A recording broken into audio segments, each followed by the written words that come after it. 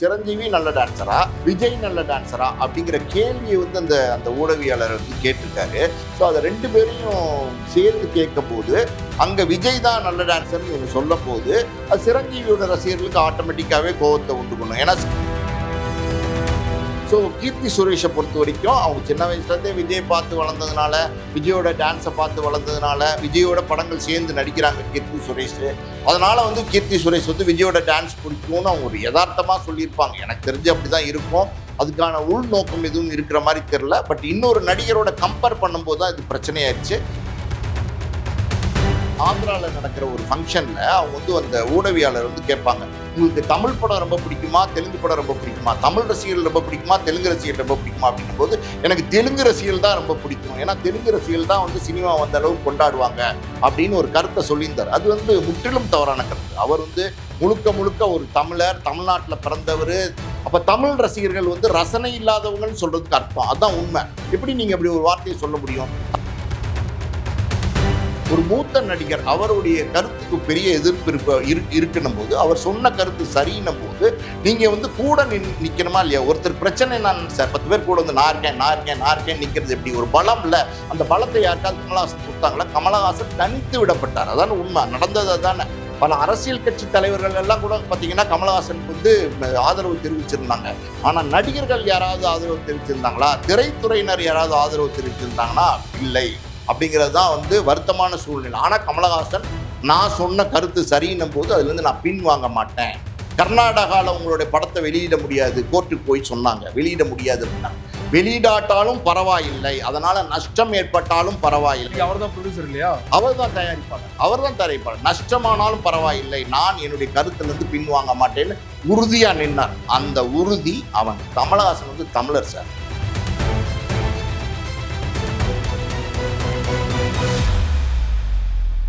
Media circle நேயர்களுக்கு வணக்கம். இன்றைக்கு நம்மோடு நேர்காணலுக்காக ஆஸ்கார் மூவிஸ் தயாரிப்பாளர் பாலாஜி பிரபு அவர்கள் நம்மோடு இருந்திருக்கிறார். அவரோடு பேசலாம். சார் வணக்கம். வணக்கம். கீர்த்தி சுரேஷ் நடிப்பில் விரைவில் ரிவால்வர் ரீட்டா திரைப்படம் வந்து வெளியாக இருக்குது. அந்த படத்தோட ப்ரொமோஷன் ஈவெண்ட்ஸில் பார்த்தீங்கன்னா சிரஞ்சீவி ரசிகர்கள்ட்ட நான் மன்னிப்பு கேட்டுக்கிறேன்னு சொன்னாங்க. இதுக்கான ஒரு சின்ன ஃப்ளாஷ்பேக் போனால் கரெக்டாக இருக்குன்னு நினைக்கிறேன். சென்ற வருடம் ரகுதாத்தா படத்தோட ப்ரொமோஷன் ஈவெண்ட்டில் பார்த்தீங்கன்னா கீர்த்தி சுரேஷ் பேசும்போது ரிப்போர்ட்டர் கேட்குறாரு, சிறந்த டான்ஸர் யாரு, விஜயா சிரஞ்சீவியான்னு கேட்கும்போது விஜய் அவர்கள் தான் சிறந்த டான்ஸர் அப்படின்னு சொல்லிடுறாங்க. காரணம் சொல்றாங்க, நான் சின்ன வயசுல இருந்து பார்த்து வளர்ந்தனால எனக்கு விஜய் ரொம்ப பிடிக்கும்னு சொல்றாங்க. இது வந்து சிரஞ்சீவி ரசிகர்கள் வந்து நிறைய பேர் நெகட்டிவா, என்ன சிரஞ்சீவி மெகாஸ்டாரே நீ வந்து டான்ஸர் நல்ல டான்ஸர் இல்லைன்னு சொல்றியா அப்படின்னு திரித்து அது விமர்சனமா இருக்கு. ஸோ இந்த வருடம் வந்து சமீபத்தில் அதுக்கு மன்னிப்பு கேட்டிருக்காங்க. எப்படி சார் பார்க்குறீங்க? ரிவால்வர் ரீட்டா அதனோட ப்ரொமோஷனுக்கு வந்து ஹைதராபாத் போயிருக்காங்க. அப்போ பார்த்தீங்கன்னா சிரஞ்சீவியோட ரசிகர்கள் வந்து வருத்தப்பட்டிருக்காங்க. அதாவது சிரஞ்சீவி நல்ல டான்ஸரா, விஜய் நல்ல டான்ஸரா கேட்கும்போது கீர்த்தி சுரேஷ் வந்து விஜய் வந்து நல்ல டான்ஸர்னு சொல்லிட்டாங்க. அவங்க வந்து ஒரு விளக்கமும் கொடுத்துருக்காங்க. அது என்ன சொல்லியிருக்காங்கன்னா, நான் வந்து சின்ன வயசுலேருந்தே விஜயோடைய படங்களை பார்த்து வளர்ந்த ஒரு ரசிகை, விஜயோட ரசிகை. அதனால் அவர் ஆரம்ப கால படங்கள்லேருந்தே அவருடைய டான்ஸ் வந்து ரொம்ப சூப்பராக இருக்கும், பிரமாதமாக ஆடுவார். அதனால் விஜயோட டான்ஸ் நல்லா இருக்கும் அப்படிங்கிற ஒரு கருத்தை வந்து நான் பதிவிட்டிருந்தேன் அப்படிங்கிறத அவங்க சொல்லிட்டாங்க. உண்மையாக பார்த்தீங்கன்னா இந்த மாதிரி நடிகைகள் பிரபலமான பலரோட அவங்க நடிக்க வேண்டிய வாய்ப்பு இருக்கும். அதாவது வந்து விஜயோட நடிப்பாங்க, கமலோட நடிப்பாங்க, ரஜினியோட நடிப்பாங்க, சிம்பு, தனுஷ், இன்னைக்கு தெலுங்கு நடிகர்கள் பல பேரோட நடிக்க வேண்டியிருக்கும், மலையாளத்தில் நடிக்க வேண்டியிருக்கும், கன்னடத்தில் நடிக்க வேண்டியிருக்கும், இன்னும் பாலிவுட்ல கூட நடிக்க வேண்டியிருக்கும். அப்படி இருக்கும்போது பல கேட்டகரியான டாப் ஸ்டார்ஸோட இந்த மாதிரி மார்க்கெட் உள்ள நடிகைகள் நடிக்கிறதுக்கான சந்தர்ப்பங்கள் அமையும் போது இப்படி பர்டிகுலரா ஒருத்தரை வந்து சொல்லும் போது அது மற்றவர்களுடைய ரசிகர்கள். அது இங்க என்ன பிரச்சனை அப்படின்னா, இங்க சிரஞ்சீவி நல்ல டான்ஸரா, விஜய் நல்ல டான்ஸரா அப்படிங்கிற கேள்வியை வந்து அந்த அந்த ஊடகவியாளர் வந்து கேட்டிருக்காரு. ஸோ அதை 2 பேரையும் சேர்த்து கேட்கும் போது அங்க விஜய் தான் நல்ல டான்ஸர்னு இவங்க சொல்லும் போது அது சிரஞ்சீவியோட ரசிகர்களுக்கு ஆட்டோமேட்டிக்காவே கோபத்தை உண்டு பண்ணும். ஏன்னா சிரஞ்சீவியை பொறுத்த வரைக்கும் பார்த்தீங்கன்னா தெலுங்குல ஒரு மெகா ஸ்டார். அதாவது தமிழ்ல எப்படி ரஜினிகாந்த் ஒரு சூப்பர் ஸ்டாரோ அதே மாதிரி வந்து சிரஞ்சீவி வந்து ஒரு தெலுங்குல ஒரு சூப்பர் ஸ்டார், மிகப்பெரிய, அதாவது டாப் ஸ்டார்ல ஒருத்தர் சிரஞ்சீவி. இன்னும் சொல்லப்போனா தெலுங்கு ஃபீல்ட்ல இன்னைக்கு சிரஞ்சீவி தான் டாப் ஸ்டார். அந்த அளவுக்கு ஒரு உச்சத்துல இருக்காரு. சிரஞ்சீவியுமே பாத்தீங்கன்னா டான்ஸை பொறுத்த வரைக்கும் ரொம்ப பிரமாதமா பண்ணுவார். அவருடைய மூமெண்ட்ஸ் எல்லாம் ரொம்ப நல்லா இருக்கும். குறிப்பா தமிழ் படங்களை விட தெலுங்கு படங்களுடைய மூமெண்ட்ஸ் வந்து ரொம்ப ஃபாஸ்டா இருக்கும். தெலுங்கு படங்களுடைய சாங்ஸ் எல்லாம் கூட ரொம்ப ரொம்ப ஃபாஸ்டா இருக்கும். அதுக்கேற்ற மாதிரி டான்ஸ் ஆடுறதுங்கிறது அவ்வளவு சாதாரணமான விஷயம் கிடையாது. ஆனா சிரஞ்சீவி பாத்தீங்கன்னா பக்காவா பிரமாதமா டான்ஸ் ஆடுற, பின்னி பெடல் எடுத்திருப்பாரு. ஸோ சிரஞ்சீவியும் வந்து நல்ல டான்சர் அப்படிங்கிறது தான் உண்மை. அப்படி இருக்கும்போது விஜய் வந்து நல்ல டான்சர் டான்சர்னு சொல்றீங்க, அப்ப சிரஞ்சீவி சரியான டான்சர் இல்லையா அப்படிங்கிற ஒரு விமர்சனங்கள் வந்து கீர்த்தி சுரேஷ் மேல வர ஆரம்பிச்சு. அந்த இடத்துல கீர்த்தி சுரேஷ் வந்து 2 பேருமே நல்ல டான்சர் தான் அப்படின்னு சொல்லி சமாளிச்சிருந்தா இந்த பிரச்சனை வந்திருக்காது இல்லையா? இல்ல, பொதுவாவே நீங்க கேட்கிற கேள்விக்கு தான் நான் பதில் சொல்றேன். பொதுவாவே இந்த மாதிரி பிரபல நடிகைகிட்டயோ இல்ல பிரபல நடிகர்கள்கிட்டயோ நிருபர்கள் இந்த மாதிரி கேள்வி வைப்பாங்க. அந்த காலத்துல இருந்தே இது உண்டு. என்னன்னா, உங்களுக்கு பிடித்த நடிகை யார் அப்படின்னு வந்து ஒரு பிரபல நடிகர்கிட்ட கேட்பாங்க. இது வழக்கமா கேட்கிற கேள்விதான். அப்ப அந்த நடிகர் என்ன செய்வார்னா, யார் பேரையும் குறிப்பிட்டு சொல்லாம அதை வந்து மலுப்பலா ஒரு பதில் சொல்லுவாங்க. அதாவது, இது எதுக்கு சார் என்னை சர்ச்சையில மாட்டி விட பாக்குறீங்களா அப்படிங்கிற மாதிரி ஏதோ ஒரு பதில சொல்லி கடந்து போயிருவாங்க. அதே மாதிரி பிரபல நடிகை கிட்ட போய் கேட்பாங்க, உங்களுக்கு பிடிச்ச நடிகர் யார் அப்படிங்கிறது மாதிரி கேட்பாங்க. அப்ப அந்த நடிகளுமே என்ன செய்வாங்கன்னா, அதை வந்து அப்படியே ஒன்றும் தெரியாத மாதிரி நாசுக்கா கடந்து போயிடுவாங்க. ஸோ கீர்த்தி சுரேஷை பொறுத்த வரைக்கும் அவங்க சின்ன வயசுல இருந்தே விஜய் பார்த்து வளர்ந்ததுனால, விஜயோட டான்ஸை பார்த்து வளர்ந்ததுனால, விஜயோட படங்கள் சேர்ந்து நடிக்கிறாங்க கீர்த்தி சுரேஷ். அதனால வந்து கீர்த்தி சுரேஷ் வந்து விஜயோட டான்ஸ் பிடிக்கும்னு அவங்க ஒரு யதார்த்தமா சொல்லியிருப்பாங்க. எனக்கு தெரிஞ்சு அப்படிதான் இருக்கும். அதுக்கான உள்நோக்கம் எதுவும் இருக்கிற மாதிரி தெரியல. பட் இன்னொரு நடிகரோட கம்பேர் பண்ணும்போது தான் இது பிரச்சனையாயிருச்சு. ஸோ அப்படி இருக்கும்போது இன்னைக்கு வந்து அதுக்கான விளக்கத்தையும் கொடுத்து அதுக்கான மன்னிப்பையும் வந்து கீர்த்தி சுரேஷ் சொல்லியிருக்காங்க. ஸோ இந்த மாதிரி சர்ச்சைக்குள்ள சிக்கக்கூடாது, அதுதான் ரொம்ப முக்கியம். இந்த மாதிரி பிரபலமா இருக்கிறவங்க கேள்விகள் வந்து எப்படியுமே ஊடகவியலாளர்கள் என்ன பண்ணுவாங்கன்னா, கொக்கி பிடி போட்டு தான் கேள்வி கேட்பாங்க. ஆமா, ஏதாவது வாயிலிருந்து ஒரு வார்த்தை வருமா அப்படிங்கிற ஒரு மாதிரியானதான் ஒரு கேள்வியை கேட்பாங்க. அது இந்த பேன் இந்தியா கான்செப்ட் வந்ததுக்கு அப்புறம் பாத்தீங்கன்னா இந்த மாதிரி சர்ச்சைகள் அதிகமாயிருச்சு. ஆமா, ரொம்ப ஜாஸ்தியாயிருச்சு. அதான் சொல்றேன்ல, இந்த மாதிரி கேள்விகள் கேட்கும்போது அந்த கேள்விகளை வந்து கடந்து போறதுக்கான பக்குவம் இருக்கணும். அது ரொம்ப முக்கியம். இப்ப கமலஹாசன் இருக்கார் இல்லையா, அவர் வந்து ராஜ்கமல் பிலிம்ஸ் ஆரம்பிச்சு முதல் படம் அவர் தயாரிக்கிறார். அந்த படத்தோட பேர் வந்து ராஜபார்வை. அந்த படத்துல வந்து ஒரு குருடரா நடிச்சிருப்பாரு. ஆனா பேர் வந்து ராஜபார்வைன்னு வச்சிருப்பாரு. அந்த படத்துல வந்து கமலஹாசன் வந்து இளையராஜா வந்து புக் பண்ணியிருந்தாரு இசையமைப்பாளரா. அவர் தயாரிப்பாளர், அவர் நடிக்கிறாரு. அந்த படத்துல இளையராஜா வந்து மியூசிக் டேரக்டர் போட்டிருப்பாரு. அப்ப அன்னைக்கு வந்து பூஜையை முடிச்சுட்டு வரும்போது பாத்தீங்கன்னா, அன்னைக்கு இருந்த பத்திரிகையாளர்கள் வந்து கமலஹாசன் ஒரு கேள்வி வைக்கிறாங்க. ஏன் சார் நீங்க MS விஸ்வநாதனை ஏன் போடல அப்படிங்கிற மாதிரி ஒரு கேள்வி கேட்கிறாங்க. அப்ப வந்து கமலஹாசன் வந்து அது சரியா கடந்து போறாரு. அதான் அனுபவம், பக்குவம். என்ன சொல்றாரு தெரியுமா, ஏன் இளையராஜா நல்ல இசையமைப்பாளர் இல்லைன்னு நினைக்கிறீங்களா அப்படின்னு கேட்கும்போது நீங்க என்ன பதில் சொல்ல முடியும்? ஸோ இது நடந்தது, இது நடந்த சம்பவம். ஸோ அந்த மெச்சூரிட்டி, அது கமலஹாசன்லாம் வந்து பல விஷயங்களை வந்து கடந்து வந்திருக்காங்க. ஸோ கீர்த்தி சுரேஷை பொறுத்த வரைக்கும் ஏதோ சொல்லிட்டாங்களே தவிர உள்நோக்கத்தோட சொல்லல. நம்ம அதை அப்படியே கடந்துறது தான் பெட்டர். இந்த சம்பவத்தை ஒட்டி தான் வந்து நம்ம தமிழ் சினிமாவில் நிறைய சம்பவங்கள் இந்த மாதிரி நடந்திருக்குது. கார்த்தி வந்து ஹைதராபாத்ல ஒரு ப்ரொமோஷன் ஈவெண்ட்ல பாத்தீங்கன்னா, தெலுங்கு ரசிகர்கள் பிடிக்குமா தமிழ் ரசிகர்கள் பிடிக்குமான்னு கேட்கும்போது பாத்தீங்கன்னா, எனக்கு வந்து தெலுங்கு ரசிகர்கள் தான் பிடிக்கும் அப்படின்னு சொன்னாரு. பின்னாட்கள்ல வந்து அவரே நான் 10 வருடத்துக்கு முன்னாடி ஒரு மெச்சூரிட்டி இல்லாம நான் பேசிட்டேன் அப்படின்னு சொல்லிட்டு அதுக்கு விளக்கமும் கொடுத்திருக்காரு. இந்த மாதிரி சுஹாசினி பேசியிருக்காங்க. பலர் இந்த மாதிரி பேசி வந்து வாபஸ் வாங்கியிருக்காங்க. சமீபத்தில் கூட கமலஹாசன் பேசின சர்ச்சையானது கன்னட மொழி தொடர்பாக. இந்த மாதிரி தொடர்ச்சியா நடந்துட்டு இருக்கு இல்லையா? இல்ல, இதுக்கு காரணம் என்னன்னா சார், ஒரு காலத்துல படங்கள் வந்து தமிழ் படமா தயாராகிட்டு இருந்துச்சு. அதுல தமிழ் நடிகர்கள் மட்டும்தான் நடிச்சிட்டு இருந்தாங்க. தமிழ் டெக்னீஷியன்ஸ் மட்டும்தான் ஒர்க் பண்ணிட்டு இருந்தாங்க. ஸோ முழுக்க முழுக்க ஒரு தமிழ் படமா தான் இருந்துச்சு. அதனுடைய மார்க்கெட் வந்து தமிழ்நாட்டுல மட்டும்தான் இருந்துச்சு. அதையும் தாண்டி அந்த படத்தை என்ன பண்ணுவாங்கன்னா, டப்பிங் பண்ணி வந்து தெலுங்குலயோ மலையாளத்திலயோ கர்நாடகாலயோ ரிலீஸ் பண்ணுவாங்க. அது அந்த அளவுக்கு தான் மார்க்கெட் இருந்துச்சு. இன்னைக்கு என்ன பிரச்சனை ஆகும்னா, இன்னைக்கு பேன் இண்டியா படம் அப்படின்ற மாதிரி வந்து எடுக்கிறாங்க. இன்னைக்கு எடுக்கிறது தமிழ் படம் தான், எடுக்கிறது கன்னட படம் தான், எடுக்கிறது தெலுங்கு படம் தான். ஆனா வந்து பாத்தீங்கன்னா பேன் இண்டியா படம் அப்படிங்கிற ஒரு டைட்டிலை வச்சு அதுல வந்து வேறு சில மாற்று மொழி நடிகர்களை எல்லாம் உள்ள கொண்டு வந்து நடிக்க வச்சு அந்த மாதிரி வெளியிடுறதுனால இப்போ மார்க்கெட் வந்து பெருசாயிருச்சு. இன்னைக்கு வந்து படம் எடுக்கிற ப்ரொடக்ஷன் காஸ்ட் பெருசாயிருச்சு, நடிகருடைய சம்பளம் பெருசாயிருச்சு.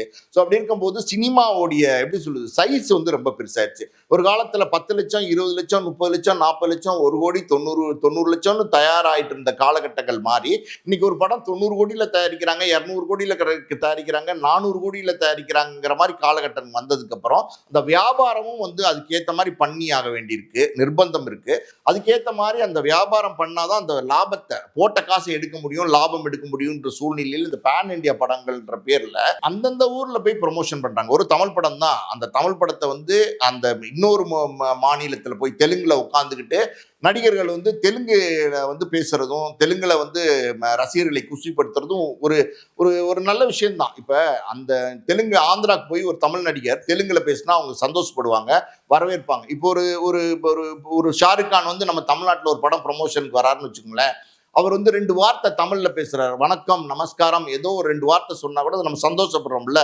அந்த மாதிரி வந்து பேசுறதுல தப்பே கிடையாது. ஆனா இந்த நடிகர்கள் ஒரு படி மேல போய் வியாபாரத்துக்காண்டி என்ன பண்றாங்க அப்படின்னா, அந்த லாங்குவேஜ் தான் நல்ல லாங்குவேஜ்ங்கிற மாதிரி பேசுறாங்க. இப்போ நீ கார்த்திக் கூட ஒரு ஒரு காணொளி யூடியூப்ல இருக்கு. அது என்ன அப்படின்னா, தெலுங்கு ஆந்திராவில் நடக்கிற ஒரு ஃபங்க்ஷன்ல அவங்க வந்து அந்த ஊடகவியாளர் வந்து கேட்பாங்க, உங்களுக்கு தமிழ் படம் ரொம்ப பிடிக்குமா, தெலுங்கு படம் ரொம்ப பிடிக்குமா, தமிழ் ரசிகர்கள் ரொம்ப பிடிக்குமா, தெலுங்கு ரசிகர்கள் ரொம்ப பிடிக்குமா அப்படின்னும் போது எனக்கு தெலுங்கு ரசிகர்கள் தான் ரொம்ப பிடிக்கும், ஏன்னா தெலுங்கு ரசிகர்கள் தான் வந்து சினிமா வந்த அளவுக்கு கொண்டாடுவாங்க அப்படின்னு ஒரு கருத்தை சொல்லியிருந்தார். அது வந்து முற்றிலும் தவறான கருத்து. அவர் வந்து முழுக்க முழுக்க ஒரு தமிழர், தமிழ்நாட்டில் பிறந்தவர். அவங்க தகப்பனார் ஒரு பெரிய நடிகர். தமிழ் சினிமா தான் வந்து அவங்க தகப்பனாரையும் சரி, அவரையும் சரி, அவருடைய அண்ணனையும் சரி வாழ வச்சுக்கிட்டு இருக்கு. இன்னைக்கு தமிழ் மக்கள் தான் அவருக்கு வந்து பெரிய சப்போர்ட் பண்ணிட்டு இருக்காங்க. ஒரு தமிழனா இருந்துகிட்டு எனக்கு முழுக்க முழுக்க தெலுங்கு ரசிகர்கள் தான் பிடிக்கும், தெலுங்கு ரசிகருடைய ரசனை தான் உயர்வானதுன்னு சொல்றது, அப்ப தமிழ் ரசிகர்கள் வந்து ரசனை இல்லாதவங்கன்னு சொல்றதுக்கு அர்த்தம். அதுதான் உண்மை. எப்படி நீங்க அப்படி ஒரு வார்த்தையை சொல்ல முடியும்? தமிழ் ரசிகர்கள்லாம் ரசனை இல்லாதவங்களா? தமிழ்ல ஓடாத படங்கள் உண்டா? தமிழ்ல ஆகச்சிறந்த படங்கள் தமிழ் படங்கள், ஆகச்சிறந்த இயக்குநர்கள் தமிழ் இயக்குநர்கள், ஆகச்சிறந்த music directors Tamil music directors, ஆகச்சிறந்த கேமராமேன்ல இருந்து எல்லாருமே பாத்தீங்கன்னா தமிழ்ல இருந்து வந்தவங்க தான். ஒரு ஹிந்தியில போய் பல படங்கள் இசையமைக்கிறார் ஏஆர் ரஹ்மான்னா எங்க இருந்து வந்தாரு? அவருடைய ஆர்ஜின் எங்க? தமிழ்நாட்டுல இருந்து தானே வந்தாரு. அதே மாதிரி பாத்தீங்கன்னா பெரிய பெரிய பாலிவுட் ஸ்டார்ஸை வச்சு இயக்கக்கூடிய பல இயக்குநர்கள் தமிழ்நாட்டுல இருந்து போனவங்க. அப்படி இருக்கும்போது தமிழ் ரசிகர்கள், அந்த தமிழ் ரசிகருடைய ரசனைன்னு ஒன்று இருக்கு பார்த்தீங்களா, அது எல்லா காலகட்டங்கள்லையுமே ரொம்ப உயர்வா இருந்திருக்கு. ஸோ அங்க போய் நீங்க தெலுங்கு ரசிகர்களுடைய ரசனை தான் சூப்பர்னு சொல்றது வந்து தமிழ் ரசிகர்களை வந்து கேவலப்படுத்துறதுக்கு அர்த்தம். அந்த மாதிரி பேசுறது அது தப்பு. அங்க போய் நீங்க தெலுங்குல பேசுறது, அந்த படத்தை பத்தி தெலுங்குல ப்ரொமோஷன் பண்றது, தெலுங்கு தெரிஞ்சா பேசுங்க, மலையாளம் தெரிஞ்சா பேசுங்க, கன்னடம் தெரிஞ்சா பேசுங்க, ஹிந்தி தெரிஞ்சா வந்து பாலிவுட்ல போய் பேசுங்க. ஆனா வந்து நம்ம மொழியை வந்து கேவலப்படுத்தி நம்மளுடைய ரசிகர்களுடைய ரசிப்பு திறனை கேவலப்படுத்தி பேசுறதுங்கிறது தவறு. அது கார்த்தி பேசியிருந்தாரு. அதுக்கப்புறம் பிற்காலத்துல வந்து தவறுன்னு உணர்ந்து அவரே அதுக்கான மன்னிப்பும் அவரு கேட்டார்னு நினைக்கிறேன், வருத்தம் தெரிவிச்சிருந்தாரு. சுஹாசினி வந்து எப்படின்னா, பொன்னியின் செல்வன் வந்து ஒரு நாவல், அது வந்து எழுதுனது ஒரு கல்கி எழுதின நாவல். அது தமிழ் மக்கள் சார்ந்த ஒரு கதை, நம்மளுடைய கதை தான் அது பொன்னியின் செல்வன். அப்படி இருக்கும்போது அங்க ஆந்திரால போய் அதனுடைய ப்ரொமோஷன், அங்க வந்து படம் ஓடணும். அப்ப படம் ஓடினாதான் உங்களுக்கு காசு வரும். அங்க சுஹாசினி எல்லாம் எவ்வளவு மூத்த நடிகையா இருக்காங்க, ஒரு மணிரத்னம் மாதிரி ஒரு ஆக சிறந்த இயக்குனருடைய மனைவியா இருக்காங்க. அவங்க போய் இது உங்க படம், இது உங்களுக்காண்டி எடுக்கப்பட்ட படம் அப்படின்னு பேசுறாங்க. இது எப்படி ஏத்துக்க முடியும்? எப்படி ஏத்துக்க முடியும்? இந்த படம் நல்லா இருக்குங்க, இது தமிழ்ல எடுத்திருக்கோம், இது தமிழ்ல வந்து ஒரு ஹிஸ்டாரிக்கல் ஸ்டோரி, இது வந்து நாங்க பண்ணியிருக்கோம், இது ரொம்ப வித்தியாசமா இருக்கும், பாருங்க, ரசிங்க, எங்களுக்கு ஆதரவு கொடுங்க அப்படின்னு சொல்றது எப்படி? உங்க படம் எப்படியாவது கனெக்ட் ஆகுமா சார்? பொன்னியின் செல்வன் கல்கியோடைய கதை எங்கேயாவது தெலுங்கு ரசிகனோட கனெக்ட் ஆகுமா? கேரளா ரசிகனோட கனெக்ட் ஆகுமா? அங்க போய் இப்படி பேசுறது வந்து முற்றிலும் தவறு. இதை வந்து தொடர்ந்து வந்து இந்த மாதிரி நடிகர்கள் வந்து செஞ்சிட்டு இருக்காங்க. இப்ப சத்யராஜ் அவரை பத்தி நம்ம பேசணும். அது எப்படின்னா, அவர் வந்து இன்னைக்கு தமிழ் சினிமாவில் ஒரு மூத்த நடிகரா இருக்காரு, பண்பட்ட நடிகரா இருக்காரு, பல வெற்றி படங்களை கொடுத்தவர், 100 படங்கள் தாண்டி நடிச்ச ஒரு நடிகரா இருக்காரு. ஸோ அப்படி இருக்கும்போது கிட்டத்தட்ட இன்னைக்கு எனக்கு தெரிஞ்சு சத்யராஜுக்கு ஒரு 74 75 வயசு இருக்கும். அப்படி இருக்கும்போது ஒரு மூத்த நடிகர் தானே.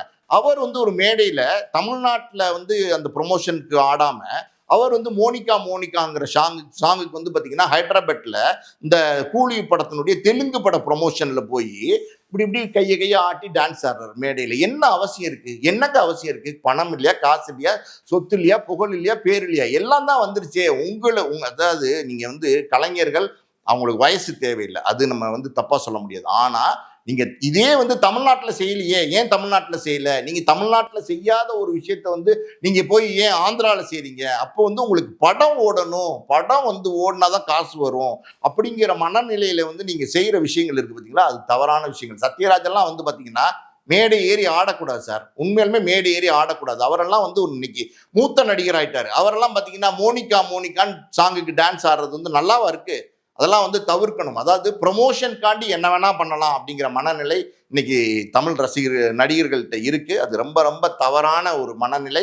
அது சரி பண்ணிக்கணும். பேன் இண்டியா படம் தான், வியாபாரம் தான், எல்லாம் தான். ஆனா வந்து நம்மளுடைய தன்மானம்னு ஒன்று இருக்கு, தமிழங்கிற உணர்வு ஒன்று இருக்கு. அதை நம்ம வந்து போற்றி காப்பாற்றணும். அது ரொம்ப முக்கியம். நீங்க இந்த இடத்துல பாத்தீங்கன்னா கமலஹாசனை நம்ம பாராட்டணும். எப்படின்னா, அவர் வந்து தக் லைஃப் மேடையில சொல்றாரு, அதாவது வந்து தமிழ்ல இருந்து வந்ததுதான் கன்னட மொழி அப்படிங்கிறாரு. அது சரியான கருத்தும் கூட.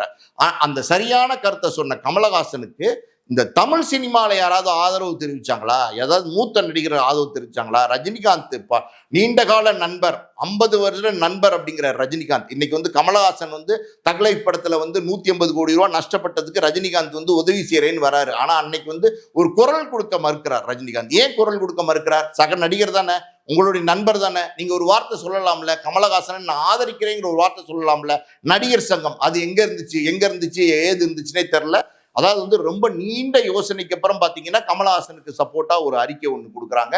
அதை தவிர்த்து யாராவது தமிழ் நடிகர்கள் நான் சொல்றது நடிகைகள், இயக்குனர்கள், இந்த தமிழ் திரைப்படத்தில் இருக்கிற யாராவது வந்து கமலஹாசனுக்கு ஆதரவா குரல் கொடுத்தாங்களா அப்படின்னா இல்ல. ஒரு விஜய்ங்கிறவர் வந்து பாத்தீங்கன்னா இன்னைக்கு ஒரு கட்சி தலைவரா இருக்காரு, நடிகர். ஆனா அவர் கூட வந்து ஒரு ட்வீட் கூட போட மறுக்கிறார். அப்படின்னும் போது இது தவறான விஷயம்.